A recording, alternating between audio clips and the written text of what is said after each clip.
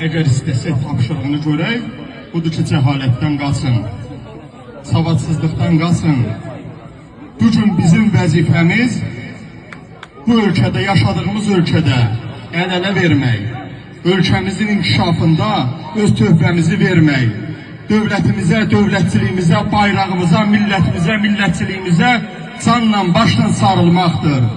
Biləsiz, inkişaf eləyin, universitetlərə daxil olun, ali elm ocaqlarına gedin. Siz nə qədər inkişaf eləsəniz, imamın yolunu bir o qədər yaxşı anlayacaqsınız.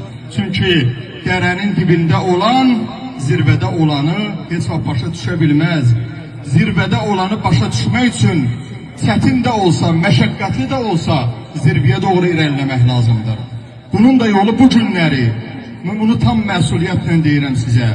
Bugün Gürcistan dövlətinə, Gürcistan dövlətçiliyinə, Gürcistan bayrağına, Gürcistan gerbinə, millətimizə, vətənimizə sədaqətlə xidmət eləmək və dinimizin də, məzhəbimizin də keşiyində dayanmaqdır. Allah inşallah bu ölkəni, bu dini, bu İmam Hüseyin Əleyhisselamın xəttini sizə, bizə çox görməsin. Bu dünənin, bu günün işi deyil. Bu əsrlərdir burada davam edir. Bunu nə mən yaratmışam, nə sən, nə o birisi. Bu Allah'ın bir nurudur ki, sizə, bizə saçıb.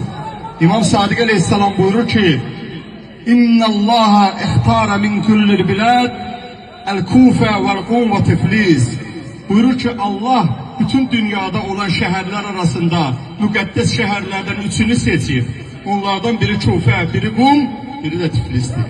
Tiflis nəyə görə qeyd olunur? Çünki Tiflisdə İmam Zaman Aleyhisselamın səhabəsi olacaq, o inkişaf eləmiş müminlər olacaq. Onlar sizlərsiniz və sizin övladlarınızdan olacaq.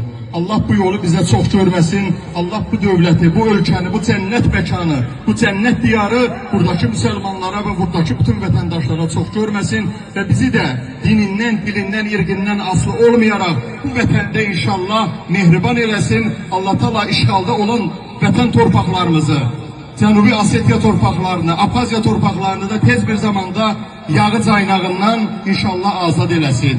Var olun, Allah Taala sizi bu yolda payvənd eləsin, payidar eləsin. Çox sağ olun.